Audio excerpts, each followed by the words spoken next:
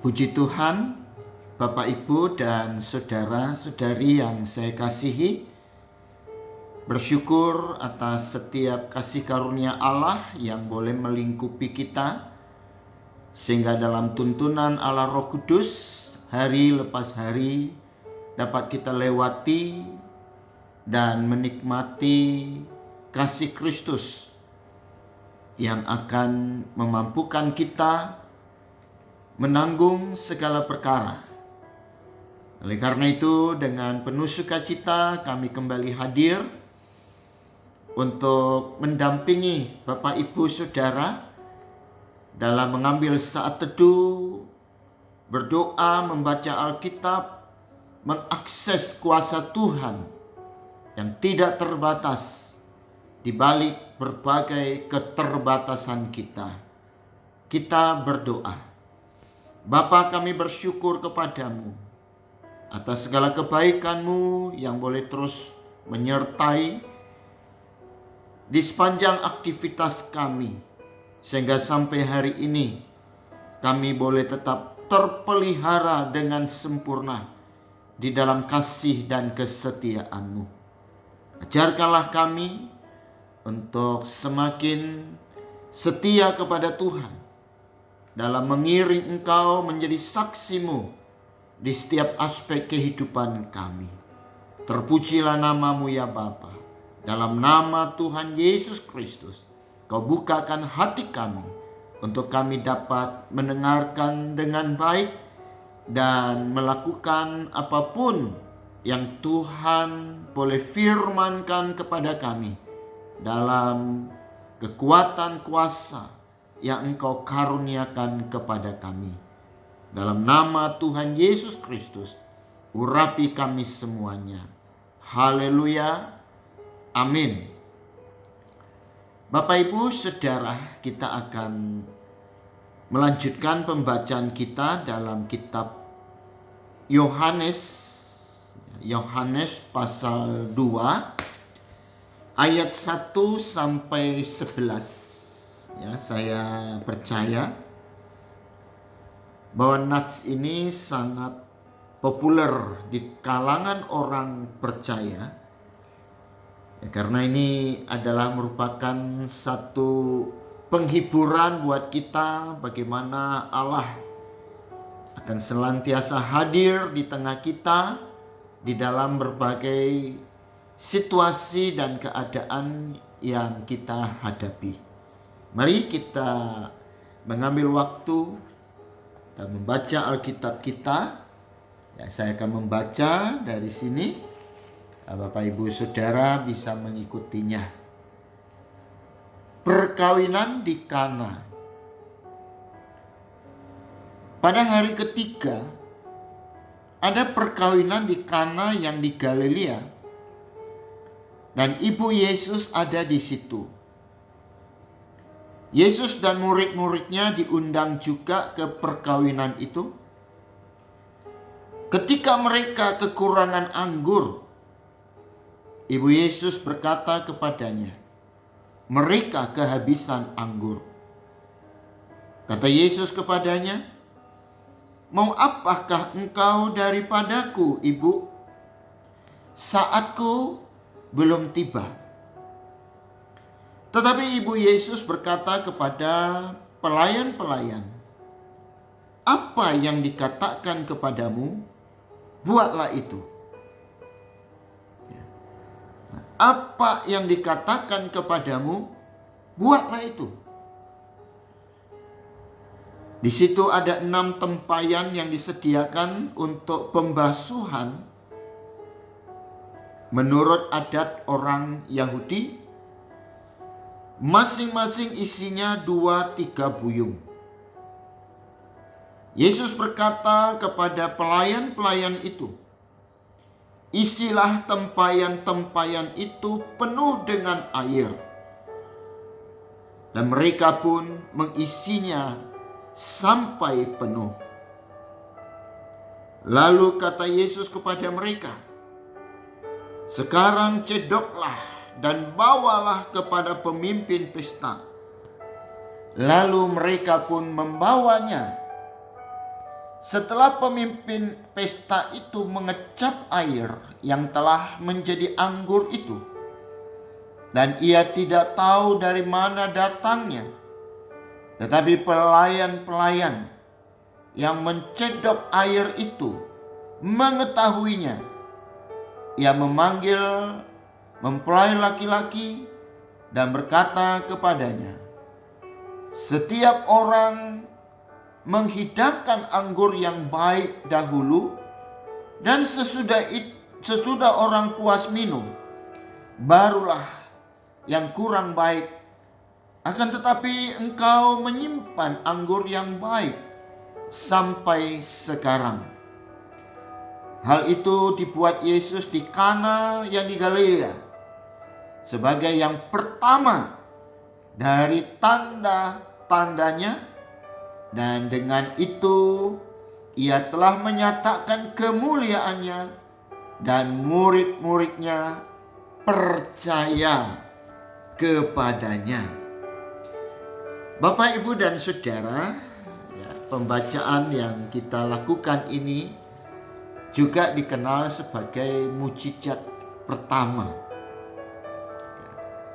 Nah, inilah hal yang pertama kita mau mempelajari, bagaimana sesuatu yang biasa akan menjadi luar biasa di dalam sentuhan tangan Tuhan. Kita juga belajar bagaimana kita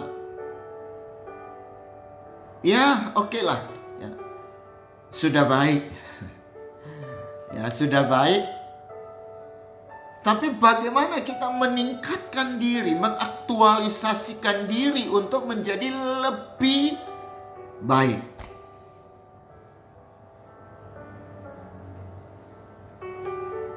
Nah, sejak awal pembacaan kita, Yohanes sudah menegaskan bahwa Yesus adalah anak domba Allah yang sekaligus adalah Allah. Jadi dalam kitab Yohanes ini, teologianya adalah keilahian dan kemanusiaan Yesus Kristus.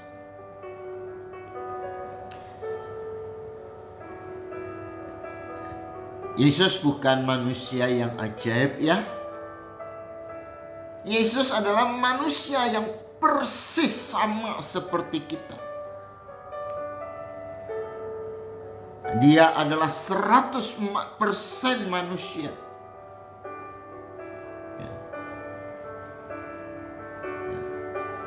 Dia manusia yang sejati, bukan pria yang sejati, ya. Tapi dia juga adalah 100% Allah. Di mana antara kealahan Yesus Kristus dan kemanusiaan Yesus Kristus itu dua hal yang terpisah. Tidak tercampur, tapi menyatu. Nanti dalam pembacaan lain kita akan mendengar bagaimana Yesus sendiri berkata bahwa Bapa dan Aku adalah satu. Nah, jadi ada dalam kesatuan yang tidak bisa terpisah, tapi juga tidak bisa dicampurkan. Nah, kenapa saya mengulas ini? Karena banyak orang, banyak pihak yang tidak percaya bahwa Yesus adalah Allah.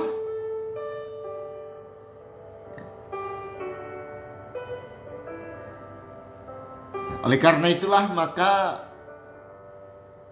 dari mana kita bisa menilai, melihat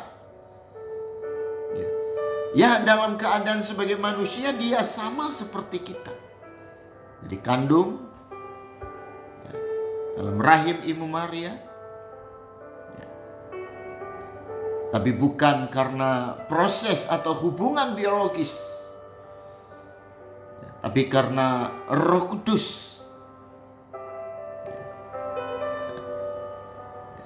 Ya. Dia mengalami proses masa tumbuh layaknya seperti manusia. Dan yang menunjukkan keilahian Yesus, yang memperlihatkan kepada kita kesetaraan Yesus dengan Allah, ya, tentu dalam kajian teologi kita akan bisa lebih memahami. Ya. Untuk itulah maka pentingnya kita belajar Alkitab bukan sepintas sambil lalu, ya, tapi melalui satu pendalaman dan keberlanjutan, ya, kontinuitas. Saya mau tanya Bapak Ibu Saudara, apakah Bapak Ibu Saudara rutin membaca Alkitab? Dan bukan hanya sekedar membaca,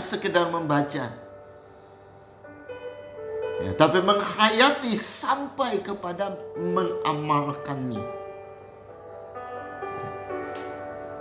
Ya, jadi nanti ya, dalam pelayanannya kita akan melihat bagaimana segala sesuatu yang Yesus lakukan yang memang tidak bisa dilakukan oleh manusia. Dan itulah yang menunjukkan kesetaraannya dengan Bapa surgawi itu. Dan tentu sebagai ibu yang melahirkan Yesus, Maria tahu. Ya, walaupun mungkin ya banyak orang ya tidak mau memahami, ya, tidak mau percayalah bagaimana seorang wanita ya, bisa melahirkan ya, tanpa melalui proses hubungan biologis sebagaimana layaknya. Tapi Maria lah yang tahu. Nah, jadi Bapak Ibu, kalau memang kita sedang melakukan kebenaran, jangan kita takut dicemooh. Nah, saya nggak bisa membayangkan kalau Maria itu ya, hidup pada zaman ini, ya tentu sudah viral ya atau viral gitu. Heboh. Jadi Maria tahu bahwa Yesus itu bukan manusia biasa. Nah, Maria lah yang paling tahu siapa itu Yesus. Nah, Maria yakin bahwa dalam Yesus ada kuasa yang sama besarnya dengan kuasa Allah yang tidak terbatas. Ya. Yang kerap kali kita nyanyikan, ya, tak terbatas kuasamu Tuhan. Tidak ada yang mustahil bagi Tuhan.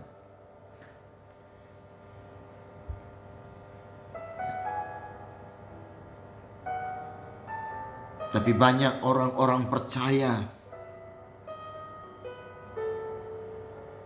yang hidup dalam keterpurukan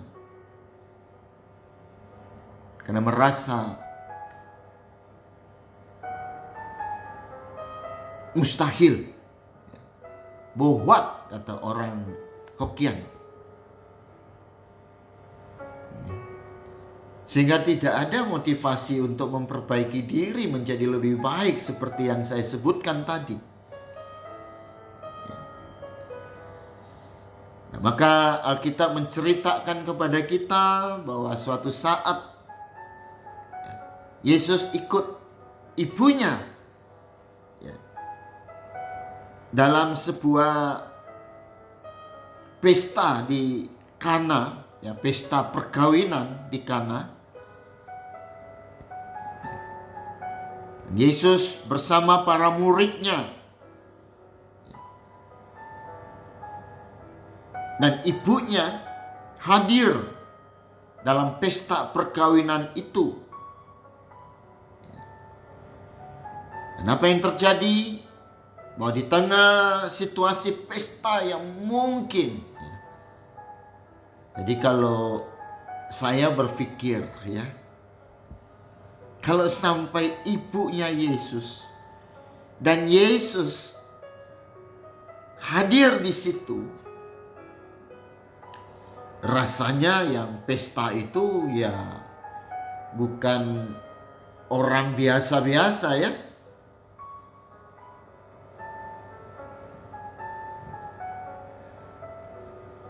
Paling tidak dia orang yang terpandang. Sehingga tentu dia sudah mempersiapkan segala sesuatu ya, dengan sebaik-baiknya. Ya, sehingga tidak terjadi ya, sesuatu yang memalukan ya, dalam pesta yang saya yakin ya pasti hiruk pikuk. Ya. Tapi apa yang terjadi? Di tengah pesta sedang berakhir, ya, sedang berlangsung, ya. Jadi belum berakhir atau belum menjelang akhir.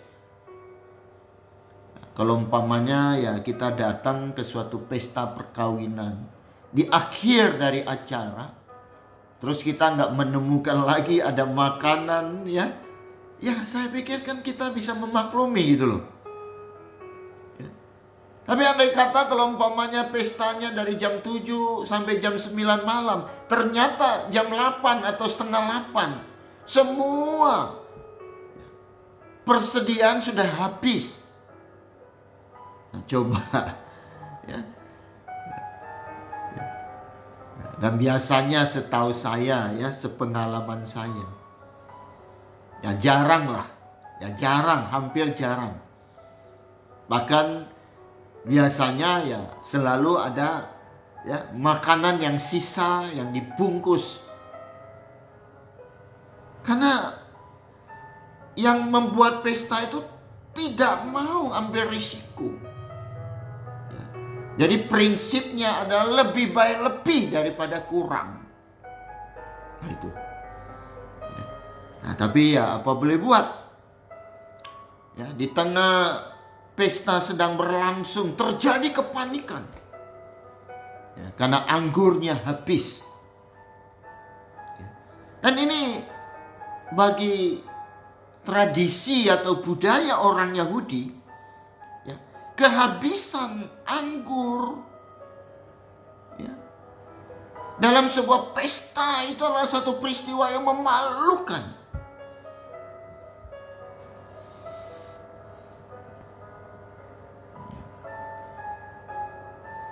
Karena nilai pesta itu terletak pada anggur yang tersaji.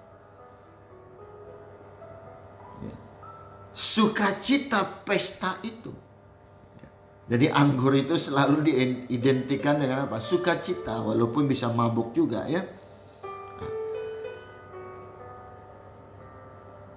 Nah, sampai di sini Maria berusaha ya, untuk memberikan pertolongan. Atau istilahnya pertolongan pertama. Tapi apa yang bisa dilakukan oleh Maria? Toh dia hanya sebagai seorang tamu. Atau mungkin yang mengadakan pesta itu adalah keluarga dekat. Ya mungkin kali ya. Nah, sehingga sebagai keluarga kita merasa, aduh. Nah, Itu kan biasa ya dalam tradisi kehidupan kekeluargaan. Ya. Nah, tapi kita lihat bagaimana uniknya. Bahwa Maria mendatangi Yesus. Ya.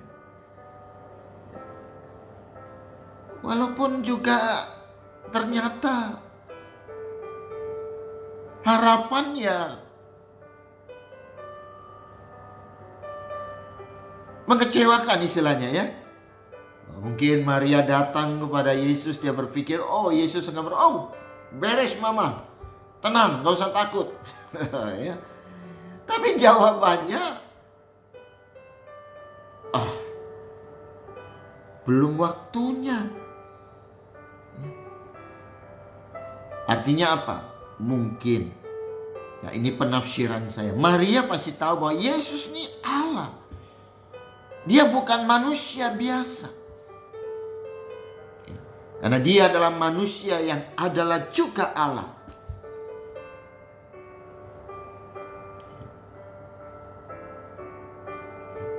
Nah, untuk itulah pasti dia tahu bahwa Yesus akan menjadikan mampu melakukan segala sesuatu sebagaimana halnya Allah yang maha kuasa. Ada pujian Allah kuasa melakukan segala perkara. Tapi jawab Yesus, belum saatnya. Atau saatnya belum tiba. Nah, dalam hal inilah kita bisa melihat dan mengambil satu pelajaran yang penting dari Ibu Maria. Bagaimana iman itu mendahului tindakan. Atau tindakan yang didasarkan kepada iman. Ya. Bahkan Alkitab berkata segala sesuatu yang kita lakukan tanpa iman itu boleh jadi adalah dosa. Nah, dalam hal ini kita melihat betapa teguh iman Maria ketika ia mengatakan kepada para pelayan untuk mematuhi perintah Yesus. Nah, saya yakinlah sepanjang kita taat melakukan perintah Tuhan, maka kita akan mengalami mujizat dalam kehidupan kita. Karena apa? Ya terbukti.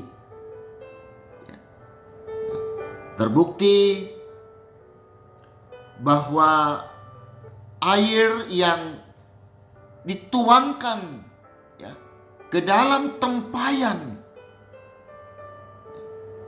bisa diubah oleh Yesus menjadi anggur. Dan istimewanya bukan anggur yang standar. Bukan anggur yang biasa. Tapi anggur yang berkualitas tinggi. Nah, ini yang saya katakan ya. Jangan kita minder, jangan kita berkecil hati dan putus asa. Karena kita hanya biasa-biasa saja.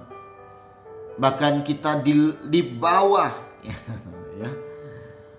Karena sekali lagi saya katakan bahwa di dalam tangan Tuhan yang biasa bisa menjadi luar biasa. Ya, saya hanya hamba Tuhan yang biasa-biasa saja, ya. Tapi saya bangga karena saya melayani Allah di dalam Yesus yang luar biasa. Ya. Jadi saya bukan melayani untuk menjadikan hidup saya sebagai yang luar biasa. Ya. Tapi saya melayani untuk memberitahukan kepada semua orang bahwa kita punya Yesus yang luar biasa. Ya, kalau mau dilecehkan itu nggak masalah, mau disingkirkan itu nggak masalah. Ya. Karena hidup itu adalah hubungan kita dengan Allah.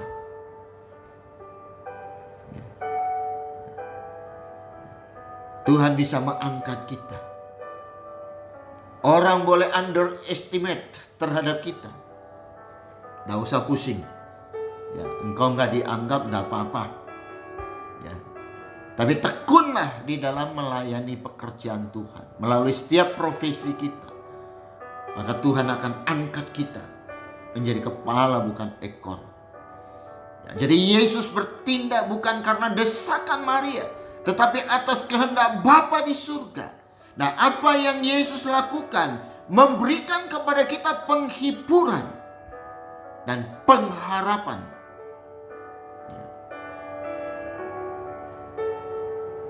Bahwa Allah di dalam Yesus Kristus Tuhan kita tidak pernah diam menyaksikan kesulitan dan kesukaran yang kita alami. Artinya saya mau mengatakan bahwa Matius pasal 28, bahwa Dia akan menyertai kita senantiasa di setiap situasi dan keadaan.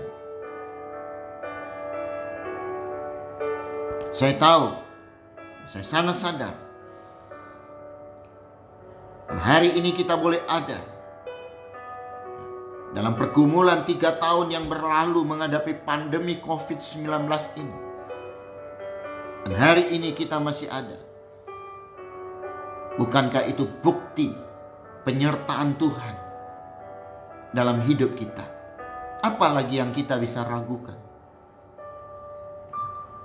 Jadi seperti halnya Maria yang meyakini bahwa Yesus adalah anak Allah yang berkuasa, maka demikianlah seharusnya iman kita berkata dan menjadi semakin teguh di dalam Yesus Kristus Tuhan. Apa yang sedang kita hadapi hari-hari ini? Krisis apa? Sakit penyakit apa? Mari kita datang kepada Dia. Kita hanya belajar untuk taat dan setia kepada Dia. Karena Yesus yang kita percaya tidak hanya berdaulat menyelamatkan kita, tetapi Dia juga mampu memberikan pemahaman baru dari setiap krisis yang kita alami. Jadi bagi saya setiap situasi, setiap krisis itu tidak lain dan tidak bukan hanya untuk menggenapi firman bahwa Allah turut bekerja untuk mendatangkan kebaikan bagi setiap orang yang mengasihi Dia.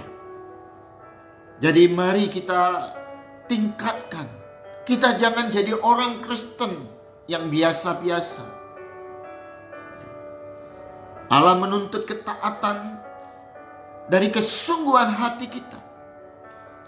Maka dengan demikian Allah akan melimpahkan berkat, rahmat dan anugerahnya melalui penyertaannya dalam setiap situasi dalam hidup kita. Ia akan menjadikan banyak hal yang biasa menjadi sesuatu yang luar biasa di dalam kuasa-Nya. Mari kita datang kepada Tuhan, jangan dengan setengah hati, tapi dengan sepenuh hati.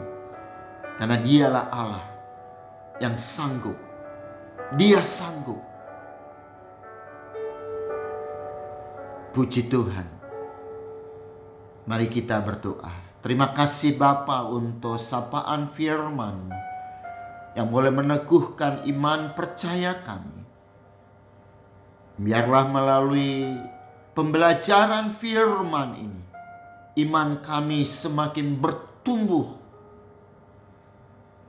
Karena kami tahu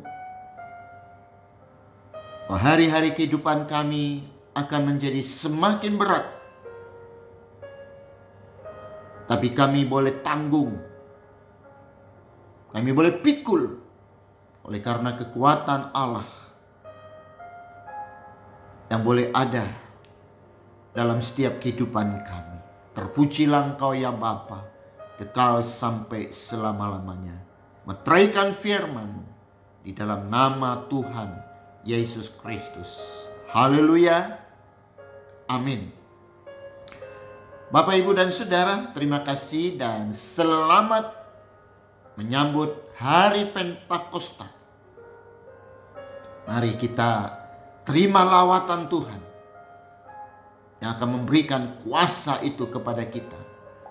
Tuhan Yesus memberkati semua. Sampai jumpa. Salam sehat selalu. Puji Tuhan. Haleluya. Amin.